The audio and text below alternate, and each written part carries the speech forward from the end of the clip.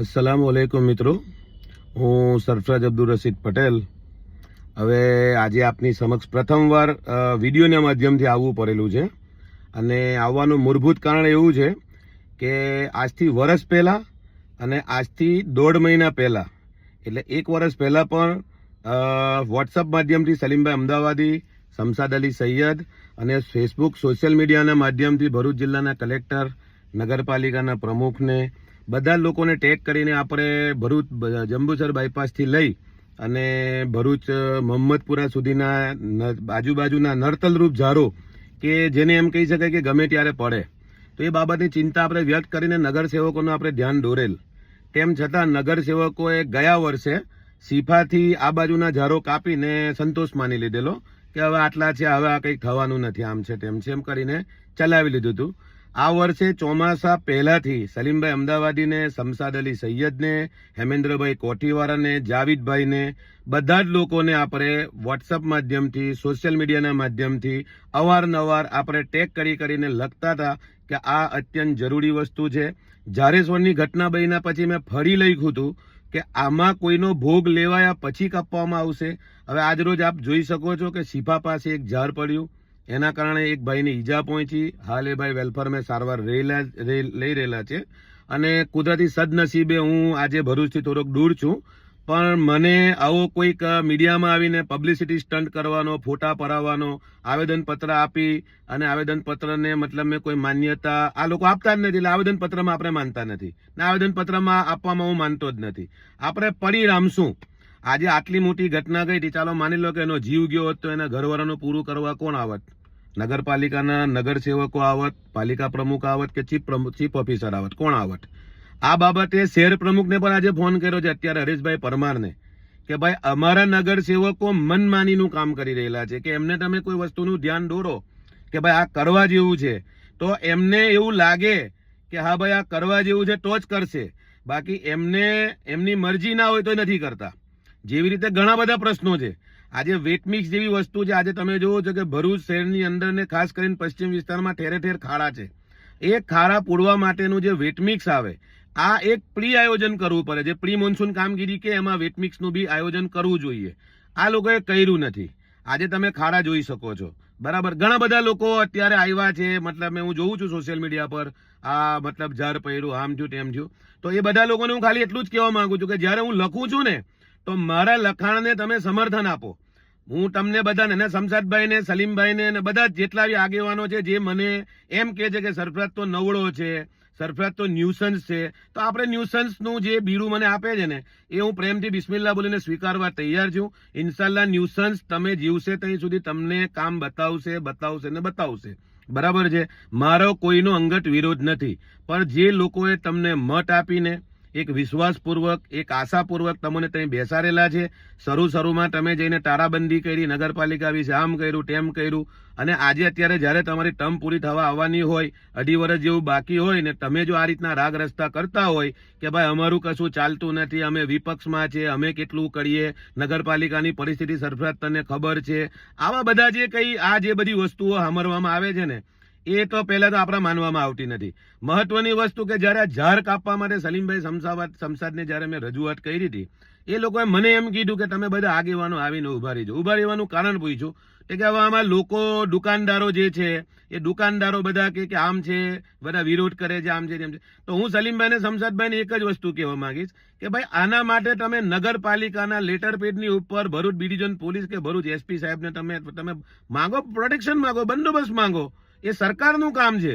તમે આ રીતે જે અમને શીખવાડો છો કે ભાઈ તમારે આવીને ઉભું રહેવાનું, લોકો નથી કરતા, આ બધી લૂલીને પાયાવી વાળી વાત છે. બરાબર છે. મને હજી પણ કહું છું, મને કોઈ શોખ મીડિયામાં આવવાનો નથી. હું વર્ષોથી નેકી કર દરિયામાં ડાલવાળા કામ કરતા જ આવ્યો છું ને ઇન્શાલ્લાહ જીવીશ ત્યાં સુધી કરીશ. બરાબર છે. મને તમે ન્યુસન્સ નામ આપો કે તમે મને જે કંઈ બી નામ આપો ને, મને એ બિલકુલ યાર પહેરી લેવા, એ તમારો જે ન્યુસન્સ નામનો તાજ છે એ બી હું માથા પર પહેરી લેવા તૈયાર છું. બરાબર છે. અને જે કઈ પરિબળો છે બીજાના સમાજના આગેવાનો છે એમને મારે ખાલી એટલું જ કેવું છે કે છૂટા છવાયા તમે આમ જઈને આવેદન આપવું, આમ જઈને રજૂઆત કરવી, આમ જઈને સોશિયલ મીડિયા પર આમ મીડિયામાં આવી જાવ, આમ ઇન્સ્ટાગ્રામ પર તમારી રીલ બનાવીને મૂકી દેવી. ભાઈ બધાને એક જ વસ્તુ કેવું છું, એક પ્લેટફોર્મ પર આવી જાઓ. બરાબર છે. પ્રસિદ્ધિ કમાવા ના આવો, અલ્લાહના વાસ્તે ના પાડું છું, પ્રસિદ્ધિ કમાવા ના આવો. તમે માત્ર ને માત્ર સમાજ, કોમ અને વિસ્તારની ચિંતા લઈને આવો. ઇન્શાલ્લાહ મારો સહકાર રહેશે. બરાબર. આ જે ભાઈને વાગ્યું છે, હું ઇન્શાલ્લાહ હું બહાર છું, આવીને એને મળીશ. અને જો કદાચ એ મને એમ કહેશે કે ભાઈ મારે આમાં કાયદેસર કરવું છે, તો આવનારા દિવસોમાં હું કાયદેસર પર કરીશ. એની નોટ બધા જ નગર સેવકો લે ને બધા જ આગેવાનો લે. અને બધા આગેવાનોને હું એક જ વસ્તુ કહેવા માંગીશ ભાઈ, કે સસ્તી પ્રસિદ્ધિ મેળવીને એના કરતા ગ્રાઉન્ડ લેવલ પર આવીને કામ કરો. પરિણામમાં માનો, તમે પરિણામમાં માનો, તમે જે કંઈ બી રજૂઆતો કરી, લેખિત કરી, મૌખિક કરી, આવેદનથી કરી, એનું રિઝલ્ટ શું? ચાલો મને બતાવો. એનું પરિણામ કઈ આવતું નથી. હવે આ લોકોના મગજમાં એક વસ્તુ ફિટ થઈ ગયેલી છે કે અબ્દુલ કામથી આવેદન આપે છે ને સરફરાજ સંજરી કે સોશિયલ મીડિયા પર લખે છે. આનાથી વિશે જે બે કઈ કરતા નથી. એટલે મને ને અબ્દુલભાઈ ને આ ભાઈ ગોરીન પી ગયેલા છે. એટલે હવે અમને આપણે છે ને આ વિડીયોના માધ્યમથી, સોશિયલ મીડિયાના માધ્યમથી તો ખરું જ, પણ એની જોડે જોડે હું કાયદાની રાહે પર આમની સામે ચાલીશ. બરાબર છે. અને હું આ વિડીયોના માધ્યમથી ભરૂચ જિલ્લાના શહેર પ્રમુખ જે છે હરીશભાઈ પરમાર, એમને પણ કહેવા માંગીશ કે તમે ફોન ઉઠાવો. અને ફોન ના ઉઠાવવાની સ્થિતિ હોય તો તમે કલાક 2 કલાક એને પર ફોન કરો, રિપ્લાય આપો. જ્યારે મેં મહમ્મદપુરાથી લઈને બાયપાસ સુધીના ઝંડા કાઢીને રોડ બાબતનો વિરોધ આજથી 2-3 વર્ષ પહેલા નોંધાયો હતો, ત્યારે આ જ હરેશભાઈ, આ જુબેર પટેલ, સલીમભાઈ અમદાવાદી ને આ બધું જે ટોળું હતું ને ભાઈ, એમાં 72 જણા મારી સામે ભરૂચ ડિવિઝન પોલીસ સ્ટેશનમાં ફરિયાદ નોંધાવા ગયા હતા. બરાબર છે. મારો કહેવાનો મતલબ એટલો જ છે, મારે કોઈ હીરો બનવું નથી. આજે બી તમને કહેતા હોય તો એફિડેવિટ કરીને આપું કે હું કે મારી નસલ કોઈ ઇલેક્શન નહીં લડે, કે હું કે મારી નસલ કોઈ તાજબી નહીં પહેરીએ. અમને ખાલી સમાજ સેવાનો જે કીરો છે ને, એ કીરો અમારા બ્લડમાં છે. અને બ્લડ અમારું ખાલી કરી શકતા તો કરી નાખો. બાકી આ તો કેવું છે કે જ્યારે મરીશું ને ત્યારે અમારી કબરમાં દફન થશે આ કીરો. એટલે ભાઈ બધાને એક જ વસ્તુ કેવી છે, આ જેટલા બી નગર સેવકો સાંભળતા હોય એમાં ખાસ શમશાદભાઈ સાંભળે, સલીમભાઈ સાંભળે, હેમેન્દ્રભાઈ કોઠીવાળા, ઇકબાલભાઈ માસ્ટર. બરાબર. ઇકબાલભાઈ માસ્ટર તો અમારા વિસ્તારમાં નિષ્ક્રિય છે. બરાબર. ઇલેક્શન જ ખોટું લડેલા છે. બરાબર છે. જાવીદભાઈ છે, જાવીદભાઈ બી મતલબ મેં કેવું છે, સલીમભાઈના નકશે કદમ પર ચાલે. મારો સલીમભાઈનો કોઈ વિરોધ નથી, પણ તમને જે કામ બતાવવામાં આવે છે એ કામ તમે કરતા જ નથી. તમે તમારી મરજી મુજબનું કામ કરે. તમે એમ કહો છો કે રવિવારે ઝાડ કાપવા આવે. બરાબર છે. તો હું એમ કહું છું કે હપ્તામાં આપણે હપ્તા ભરીએ છીએ, આપણે જે ટેક્સ ભરીએ છીએ એમાં હપ્તા સિસ્ટમમાં કે ભાઈ રવિવારે પૈસા ભરીશું. આજે કોઈના 4000 ટેક્સ આવ્યો તો શમશાદભાઈ કરાવી દે કે ભાઈ તમારે દર રવિવારે 1000 રૂપિયા ભરજો. તો આપણે રવિવારે કેમ? બીજા વિસ્તારોમાં તો એ લોકો તાત્કાલિક ઉભા કરાયેલે છે. આપણે એ ગ્રેડના ટેક્સના ક્રાઇટેરિયામાં છે, તેમ છતાં આપણને સુવિધાઓ બિલકુલ નીચલી કક્ષાની મળતી છે. તો આ બાબતે વિપક્ષ બી શાંત થઈ ગયેલું છે. અને આપણે સંતા કુકડીનું નામ આપેલું છે. આમાં સંતા કુકડી નામ કહે ને, કે સંતા કુકડી, ચોર પોલીસ પહેલા રમતા હતા ને આપણે, કે ભાઈ ખાલી મતલબ એક ચોર બને ને એક પોલીસ બને. આ બધું એવું બધું ચાલી રહેલું છે. ને આ બધું બહુ લાંબુ ચલાવી લેવામાં નહીં આવે. બરાબર છે. જ્યાં સુધી મારા જીવમાં જીવ છે ને, હું ઇન્શાલ્લાહ લડતો રહીશ. અત્યાર સુધી નથી આવ્યો સોશિયલ મીડિયા પર, પણ હવે મને એવું લાગે છે કે હું જે મુદ્દા પર લડું છું ને, એ મુદ્દાની ઉપર કામ થતું નથી.